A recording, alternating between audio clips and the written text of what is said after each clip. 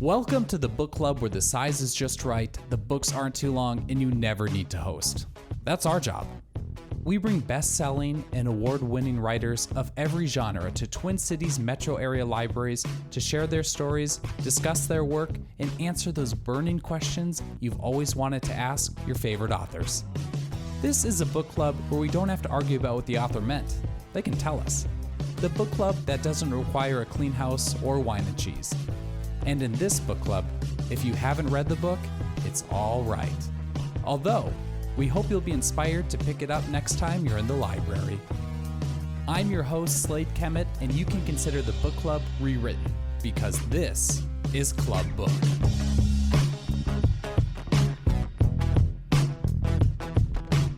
Club Book is made possible by Minnesota's Arts and Cultural Heritage Fund, MELSA, and Library Strategies. We'd like to thank our media sponsor at minpost.com for helping us get the word out about our great guest authors. This podcast features Sadeqa Johnson at Washington County Library, R.H. Stafford. Book Club phenom Sadeqa Johnson has authored 5 novels to date.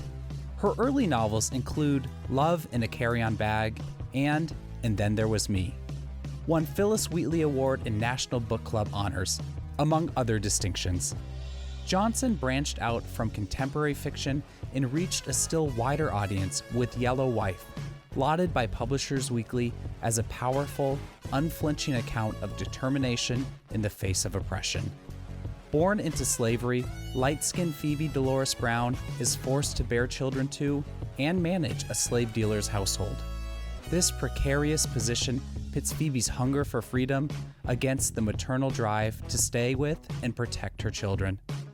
Johnson's newest novel, The House of Eve, tells the interconnected stories of 2 ambitious Black women who struggle with the consequences of unplanned pregnancies in 1950s America. It was an instant bestseller and February 2023 selection for the Reese Witherspoon Book Club.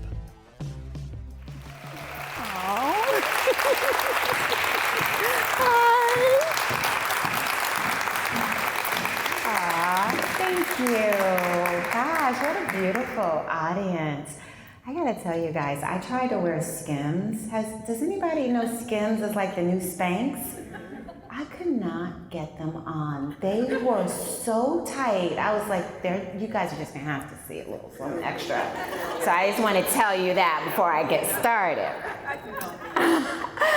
But anyway, I'm so excited to be here. This is my first trip to Minnesota ever. So you guys are breaking me in here. And it's always been on my list. I kept asking my publicist, I'm like, when do I get to go to the Twin Cities? She's like, you need an invitation. So I want to thank Club Book for the invitation, and thank you all for having me.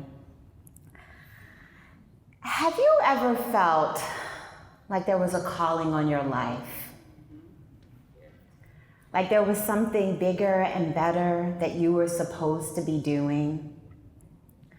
Well, I was standing in my kitchen in 2015 in Springfield, New Jersey, and I heard a voice that said, move. We were already looking for a new house. We had outgrown our home, so I knew that this voice was saying, move, like out of the state. So I talked to my husband and I was like, I think we're supposed to move. This was February of 2015.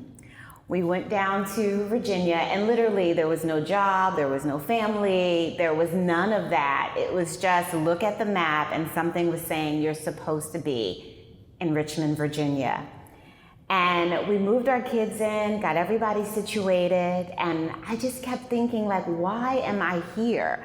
Like, why am I here? I love New Jersey. I love being close to New York City. I had grown up there with all my friends, but it was something that put us there. Well, 9 months later, we had some friends come down from New Jersey, and they brought their kids. We had our kids, and it was spring break, and we were trying to figure out what to do with them. And someone suggested that we take a walk along the Richmond Slave Trail. And if you don't know it, the Richmond Slave Trail, it was enacted in about 2017 There are 20 markers along the trail. It lasts about 2.5 miles, and it starts at the Manchester docks, which is along the James River. Richmond was number 2 in slave trading, behind New Orleans, which was number 1. So when someone suggested it, I thought, well, this is a great history lesson for our children. So we walk the trail, and the kids are young, so they're taking turns reading the different markers. And we get to the marker that talks about the Lumpkins jail.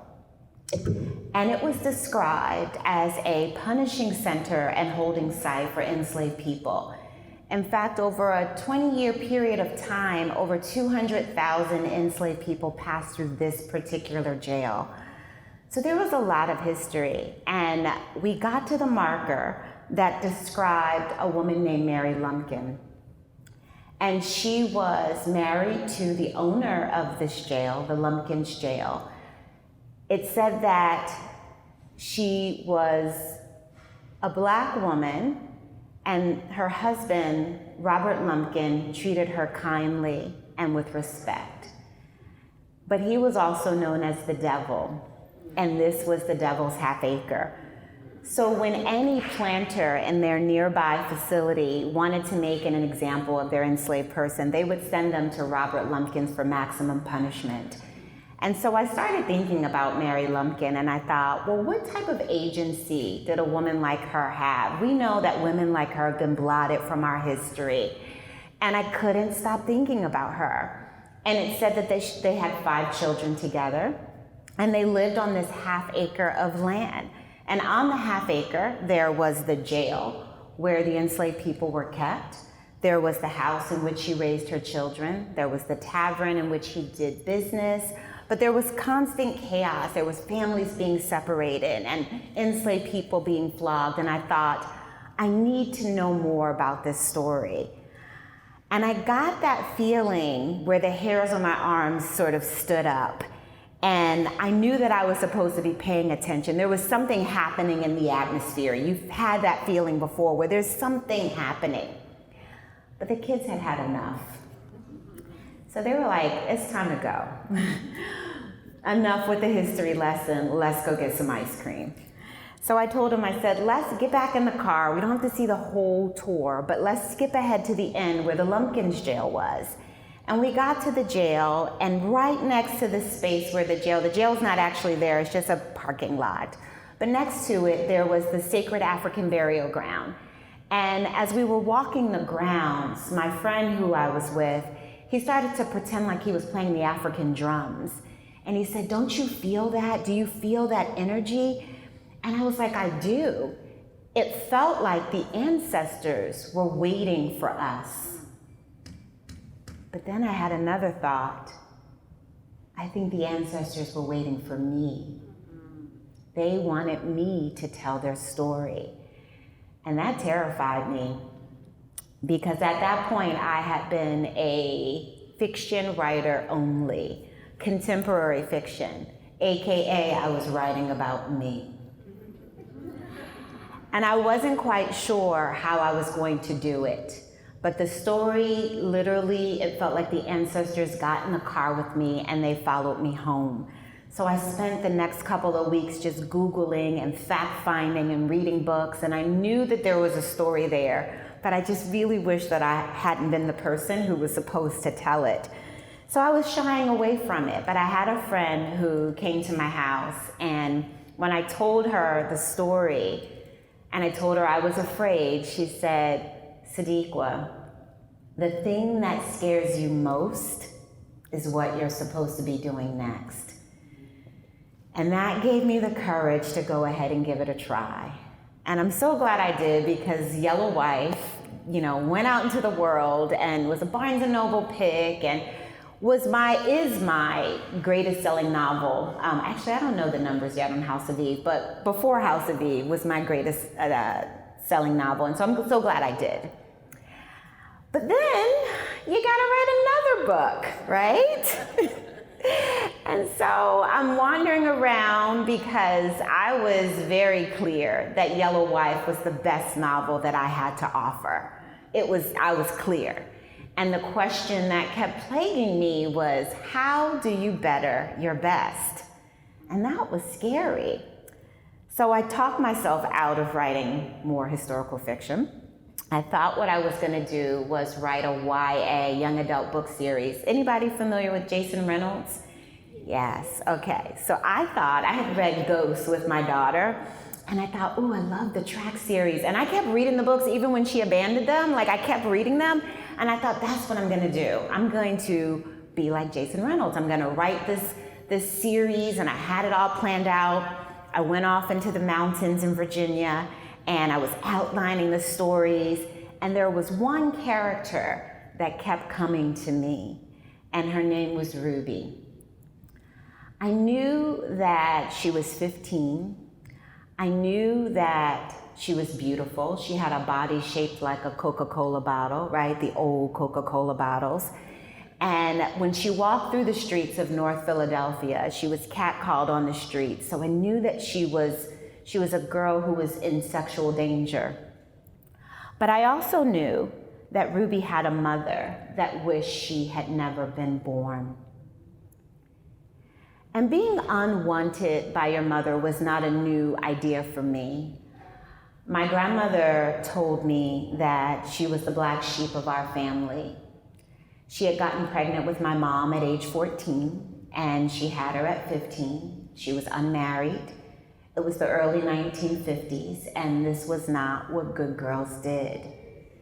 And so they hid the pregnancy from everyone, including my mother. So my mother told me that she didn't know my grandmother was her mother until she was in the 3rd grade. Up until that point, she had lived with her own grandmother, and it had never openly been discussed. And as I was growing up, I could always feel this tension between them. I knew that they loved each other, but there was always this extra fussing, this push, this pull, this shame, this something between them that I couldn't quite put my finger on. So I started thinking about my grandmother, and I wondered, what options did she have as a black woman in North Philadelphia in the early 1950s when she found herself pregnant? What did women do? This was pre-Roe v. Wade, right? And so what did they do? And so this question took me to one of my favorite places in the world, the library. Don't you guys love the library? And at the library, I found a book called, it was by Ann Fessler, and it was called The Girls Who Went Away. And in the book, she details 100 different stories of women who found themselves pregnant and were sent away to these maternity homes. And I thought, I've never read a book or heard anything about these maternity homes. And so I was reading her book, and I was reading these stories of the women, and I found that between 1945 and 1975, over 1.5 million babies were born in these maternity homes. There were an opportunity for young girls who were unmarried to go in and have the babies and give them up for adoption and go back to their regular life as if it never happened. But when I looked a little closer, I saw that there was a little bit more to the story. In these maternity homes, the girls were often coerced. They were threatened. They were told that they could be arrested if they tried to keep their babies because they were unfit, they were psychotic, that they were not able to keep their babies, and so they were forced then to give them up. And one of the big reasons was because this was before IVF, and so there was no way for married couples who wanted to have a baby without this sort of pipeline. And as I continued to look into the story, and I read the book by Ann Fessler, I realized that this was largely a white woman's story. There were not a lot of black women in her book. And I emailed her, and she said that she found one or two, but what she found was that black women would actually go down south and have the baby and give the baby to a relative, or you would have the baby and pass it off as your sister or your cousin, and you wouldn't find out till later on. And I know in my own family that is also something that has happened. But I wanted to tell this story, and I knew that I wanted to tell it from the perspective of a Black woman.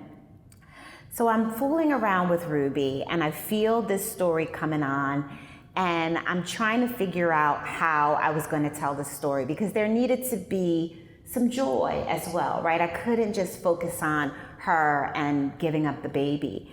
So I was standing in my office one day, and I was outlining the story, and so I had a clear picture of what I wanted to do with Ruby, but I couldn't pull all the pieces of the puzzle together. And in walked Eleanor. And she came to me with such rage and defiancy and anger and desperation.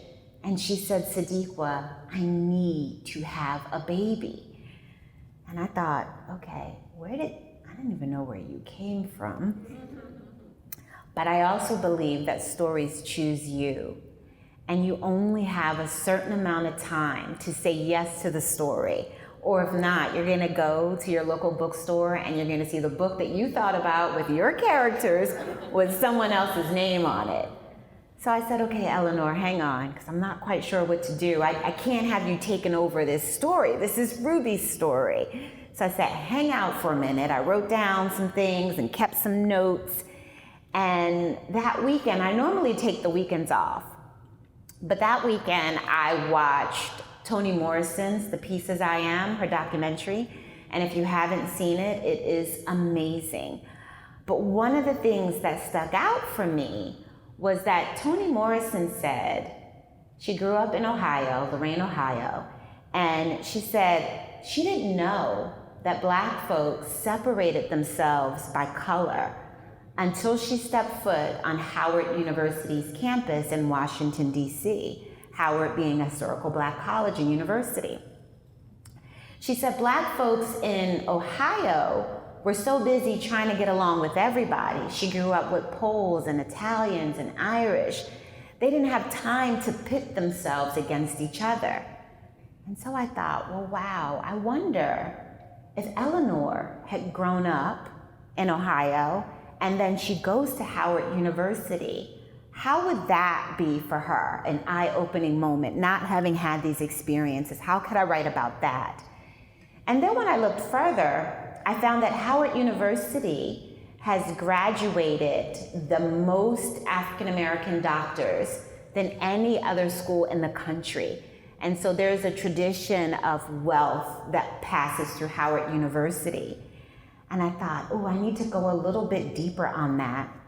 So I went back to the library and I found a book called Our Kind of People by Lawrence Otis Graham. And in the book, he details generations of Black wealth, which that's not something that we often see or hear about or even know about. And some of these families could trace their wealth back 2 and 3 generations. It started right after the Civil War. Some of these families began their wealthy journey and was passing it on. And so there were doctors and lawyers and judges and entrepreneurs. And the book separated these groups by city. But what I found in the book was that they didn't just fraternize with anybody. You needed to have a name. You needed to have, light skin and straight hair. And I thought, well, what would happen if Eleanor goes to DC and she falls in love with one of the most handsome, eligible bachelors, but he comes from one of these families that doesn't just associate with anybody? How would that be? And how far would she go in order to keep this relationship together? And so that was the beginning of me pulling this story together. I always say that when I'm writing a novel, it's almost like having all of my Christmas ornaments, but I don't have a tree to hang it on. So I have all these beautiful scenes. I'm gonna write this, I'm gonna write that, I'm gonna write this, I'm gonna write that.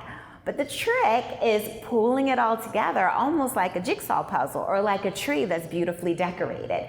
And so that is always my charge. One of the things that I really pay close attention to is including real life characters in my story. So in the House of Eve, you'll meet Dorothy Porter. Dorothy Porter Wesley is a real person, and she spent over 40 years amassing the largest collection of Black, African American, Caribbean, across the diaspora, books and poetry, records and letters, and she did it pretty much single-handedly. She didn't have a large staff. She didn't have a big budget. She was known as the shopping bag lady because she was known to root around in people's basements and attics and going to yard sales. And she said some people's trash was another person's treasure. And so she was able to find a lot of these things. She had friends all over the world, and so they would send her things. And Dorothy didn't like the Dewey Decimal System because it only had two classifications, one for slavery and one for colonization. And she thought that it didn't really sum up the Black experience. And so one of my favorite lines in the book is she says, "Dewey Decimal System be damned." And she created a new system that was inclusive of the entire experience. Her collection, she called it her collection, is housed at the Moreland Spingarn Library and Research Center at Howard University. Another character that you will meet in the House of Eve is Aunt Marie. And I loved Aunt Marie. Aunt Marie was based on a woman named Gladys Bentley that I discovered. She was also from Philadelphia. She was a cross-dressing lounge singer who was known for her raunchy lyrics. She said and did whatever she wanted. She went to speakeasies in New York City. She even performed at the Cotton Club. Langston Hughes was a huge fan of hers. And I thought, well, she needs to be in my story. And so Aunt Marie was based on Gladys Bentley. A question that I often am asked is, how did I come up with the character of Shimmy in the story? And for those who didn't read the book yet, I'm not going to spoil it, but I will say that he is a young Jewish boy who comes into contact with Ruby. When I was thinking about my own family history, so my grandparents never married. And they didn't marry because my grandfather was very light-skinned, and he lived on one side of North Philadelphia. And my grandmother was mahogany brown, and she lived on the other side. And so like oil and vinegar, oil and water, these two were not intended to mix. And so he went off and married someone else, and my mom and my grandmother were left with the shame of it all. But when I was trying to figure out Ruby's situation, I was talking to my middle daughter, and I said, I think I'm gonna make him really light-skinned. And she says, oh, come on, Mommy, up the ante. You should make him Italian. I knew that Ruby lived in North Philadelphia, and so I needed to be historically correct about who lived where as I was telling the story. So I asked my mom, I said, she grew up in North Philadelphia. My dad grew up in South Philadelphia, and I knew that's where the Italians lived. And my mom said, oh yeah, we lived in close proximity to Jewish people. She said, we shopped on 33rd Street, and we interacted through goods and commerce. And so I thought, oh, well, that's what I have to do. And so that is where the character of Shimmy came from. So writing a novel to me is almost like cooking a stew, right? You have all these ingredients and you stir it up and you taste it, and sometimes it's okay and you're like, but it could be better. And so I drafted and drafted and drafted until The House of Eve was finished. I started off wanting to be an actress when I was a kid, and I kind of fell into writing because I was always a lover of the library. I was the girl who went to the library once a week, and I checked out 7 books, and then I read them all for the kids in the back. Check out 7 books, read a book a day, and then I came back and I did the same thing. And it was a big deal for me. I even dressed up to go to the library. And I was such a big reader that I naturally became a writer. I started off in publishing. I worked as a publicist. My first job out of college was at Scholastic Books. Anybody know Harry Potter? I had the great honor of working on the first 3 Harry Potter books. J.K. Rowling is a very wonderful woman. Even when I wasn't her publicist anymore, she would autograph books to me and send her love. So that was where I started. And then I went from Scholastic to G.P. Putnam's Son in Riverhead as a publicist. And that was like the big leagues, right? So I went from, working with children to working with Nevada Barr and Catherine Coulter and Rebecca Walker, Amy Tan. And so I would use this opportunity, because at this point I had started working on my first novel. I would use this opportunity because back then we would ride in the car with our authors. That was my job. I went to the Today Show. I went to Good Morning America. I was in the bookstore opening the pages for them, sliding the books across, that was my job. But I would always ask them, what's your writing schedule like? Where do you get your ideas from? How do you get an agent? And so I would store all this information because I knew that one day I wanted to be on the other side of the table. And that when it was my turn, no one could pull the wool over my eyes because I had worked in the business.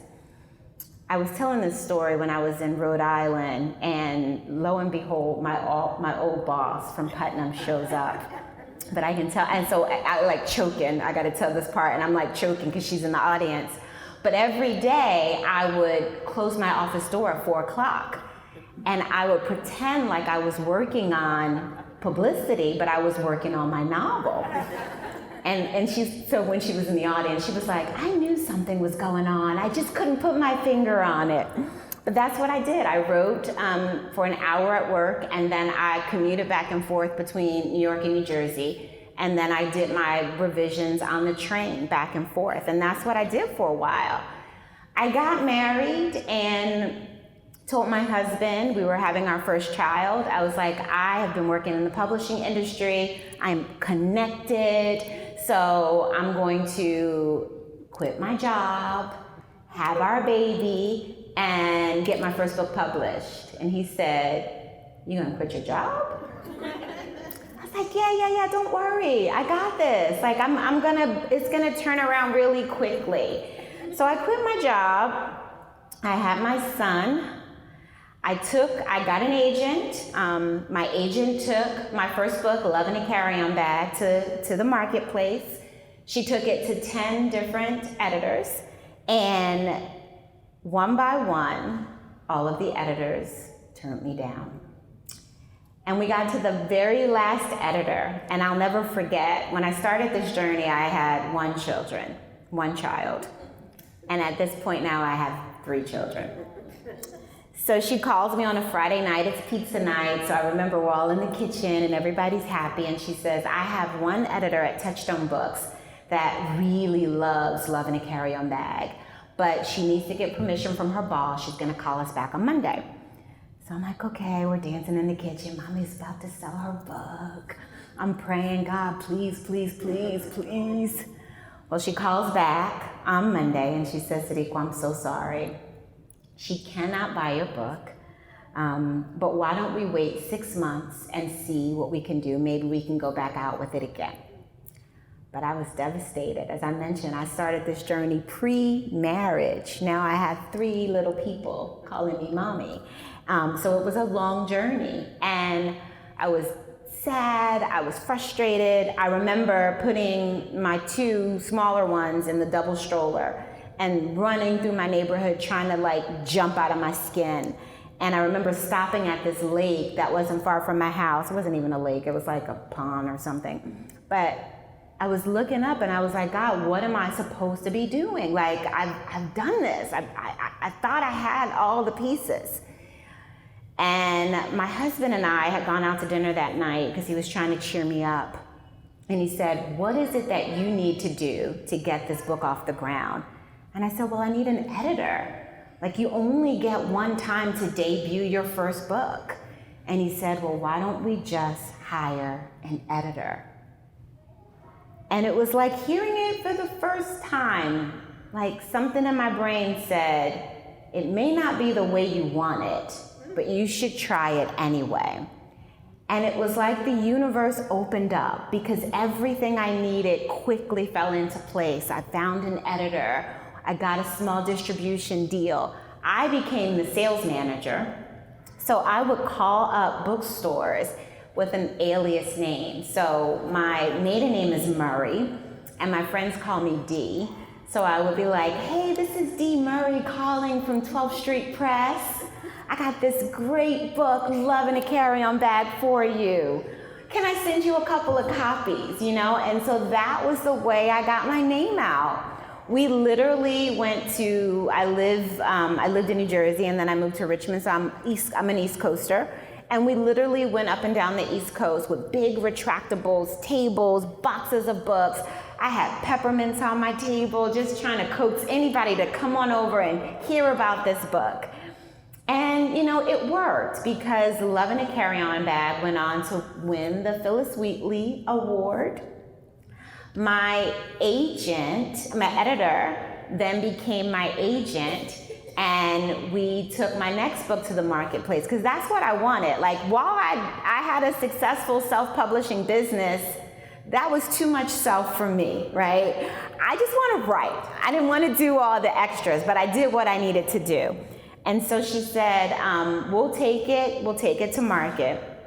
So we take Second House from the Corner to market. And I remember just feeling different. My prayer was different.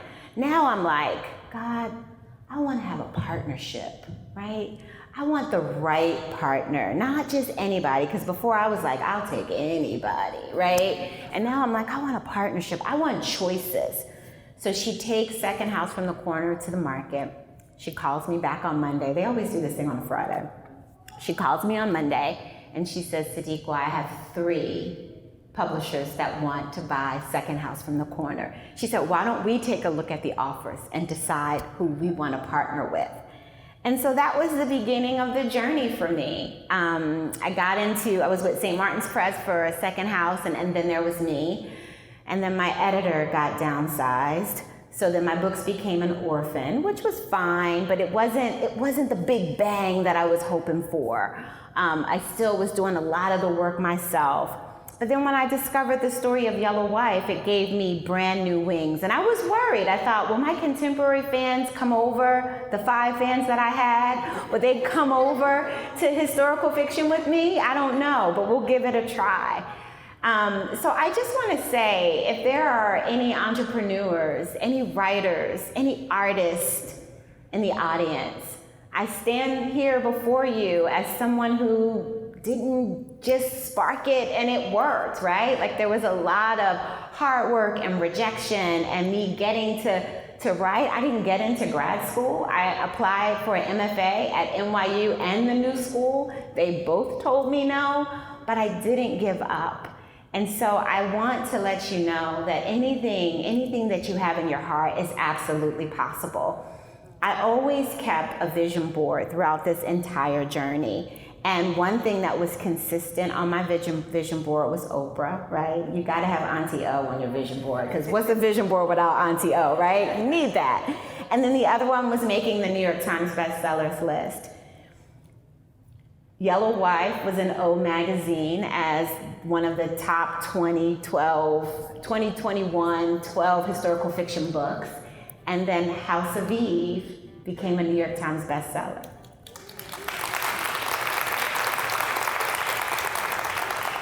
So if there is something in your heart, something that you know you're supposed to be doing, but you are afraid, know that that's the thing you're supposed to do next.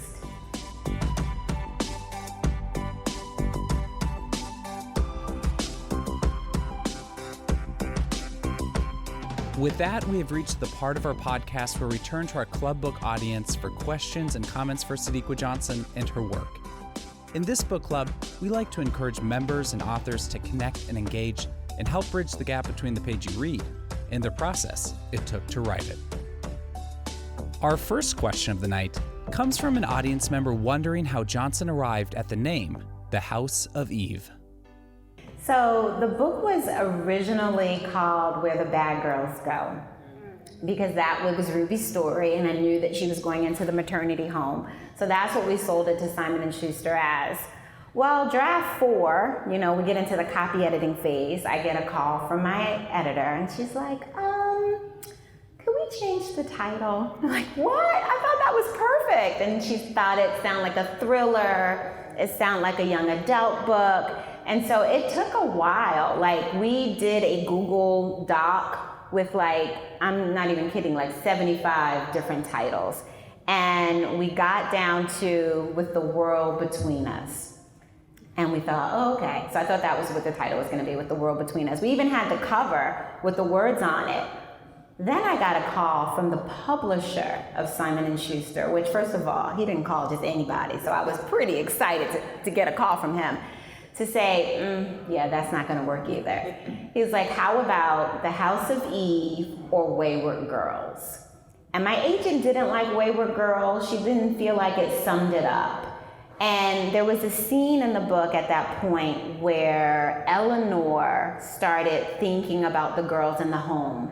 And she thought, she just called them Eve, like Adam and Eve, like first woman. And then once we decided that it was called The House of Eve, I went back and sort of threaded a little bit more through to make it feel like that was always the title. This audience member asks if any of Johnson's work is going to be adapted for the screen. The House of Eve, we were in conversations, but then the writer's strike happened. So things are sort of on the back burner, but we'll just keep it high. We want a series, let's say 7 seasons, star-studded. I don't know, what do you think? HBO or Netflix, Hulu? I'll take any of that, yes. This question is what Sadeqa Johnson is working on next. So, historical fiction has bitten me really, really hard. And it's funny because I keep thinking in the back of my head, I really want to write something contemporary, only when I see something going on in the world that I want to make a comment about that I can't make it history. But I'm writing another historical. So, I was working on chapter 1 on the plane today, and draft 2 is not as beautiful. It just makes you feel like, can I do this? This is where I am. Can I do this? Can I really pull it off again? Is anybody gonna like this story? Is anybody gonna care? But I'm writing a story that takes place between 1948 and about 1965. So historical again. There's this woman who I've learned, we'll just say she's like a Dorothy Porter, but I can't tell you who she is yet. But she set my soul on fire, and the things that she's done and the way she's contributed to our country, and people don't know who she is. And so she's one character, and then I'm gonna tell the story from the eyes of 2 other ones, which I've never done 3 before. So that's I'm like, oh, can I do this? Am I gonna lose them? So I'm kind of in that trying to pull it off. I got all the Christmas bulbs, I got all the bulbs and lights, and now I'm trying to hang it on the tree. But I am really excited about it. I mean, I just feel I think feeling insecure is my superpower of working super hard, right? Because if I was oh, this book is fantastic, it probably would tank. But me just always trying to make it better, I think is good for me. So I feel it sucks right now, but by next year it should be good. Our next question comes from an audience member wondering if Johnson relies on any literature, music, or art for inspiration. Inspiration, right now I'm reading Demon Copperfield by Barbara Kingsolver, which I was reading that on the plane too when I It's a long book, but it's really good, but it's a long book. I've become like a 300 and some odd page book snob. I'm on page 322. I'm like, okay, lady, where are we going? But it's good, it's good. So I'm learning a lot. So I read books for craft and entertainment. So I'm learning a lot. It's a good book.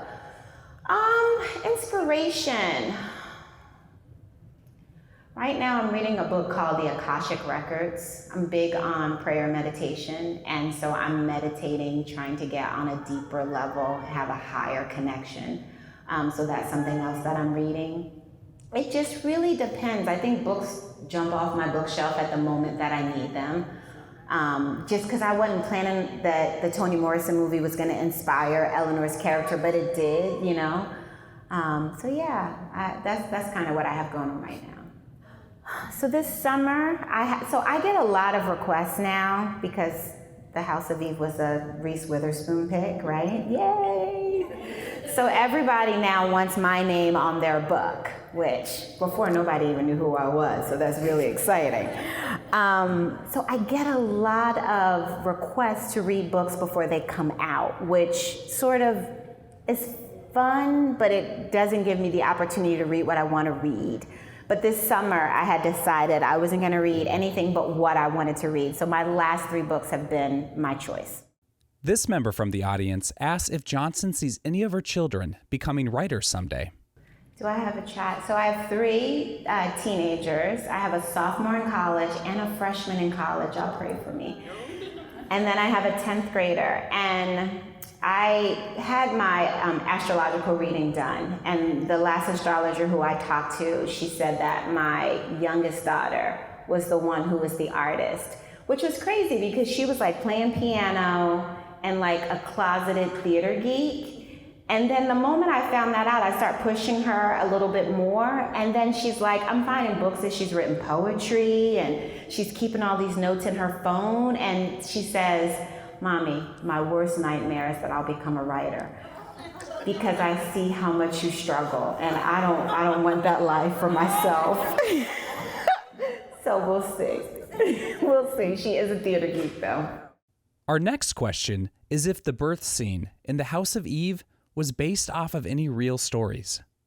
When I was writing it, I could feel like it in my stomach, and after I wrote the scene, one time I was sitting on my sun porch because I turned my body over to my characters. So I have a theater background, so I think that sort of seeped into it for me because they sort of come through me, but I'm like feeling it all, like I'm using all of this. And I just felt like so sick and tired and overwhelmed that I texted my agent. I was like, I just wrote the scene, I have to go to bed. And it was like 2 o'clock in the afternoon, and I literally got in my bed, pulled the covers over my head. It was like I needed to get back into the womb to sort of like protect myself, you know that feeling? So yeah, I didn't base it on anything. I experienced it through the characters, but I also researched the way the girls were treated and tried to be as honest as possible. As I was telling the story. That's always my goal, is even if it's, good, bad, ugly, or whatever, I want to tell the truth. Even though I'm writing fiction, I want to tell the truth. This fan inquires if Johnson plans to write a sequel, or if she ever thinks about her characters. I haven't written a sequel, but I do sometimes. And Amazon approached me a couple of months ago about doing a short story. And I decided to take one of the characters from The House of Eve to figure out what happened. This is the first time I've ever done this. And I continued her story. So one of the characters from The House of Eve, there's a short story. I think Amazon gives free books to Amazon Prime people. And so it'll be in one of their anthologies. I think it comes out in January, but I'll definitely post it on my Instagram when it's coming out. But it was my first short story. Again, terrified. I'm always scared. Terrified that I am so long-winded that I won't be able to write a short story. And it all worked out. I'm actually really pleased with it. Our last question of the night comes from a middle school teacher curious about what topics Johnson is thinking about for her middle grade literature. Yeah, now that my daughter isn't, so the whole idea for the middle books was they wanted me to be able to come to their school and, do the author thing. But now the youngest is in 10th grade. So, yeah, so I'm not sure, but Ruby was one. I was going to write about these 4 teenagers who grew up in Philadelphia, and go into each one of their lives, because when my kids were middle schoolers, I knew like one kid's parents had gotten a divorce, and he lived 1 week with his mom, 1 week with his dad, and I didn't see that growing up, but I know that that's common now, so that was going to be one character, and so I had some ideas, but they sort of are we'll see. Thank you.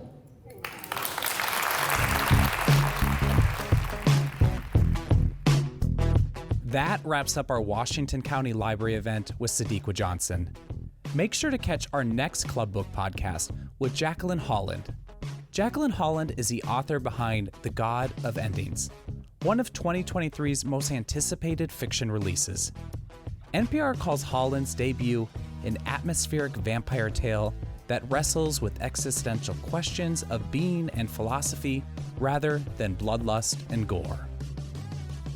Visit us online at clubbook.org for details on past and present seasons, sign up for our e-newsletter, check out our calendar, and so much more.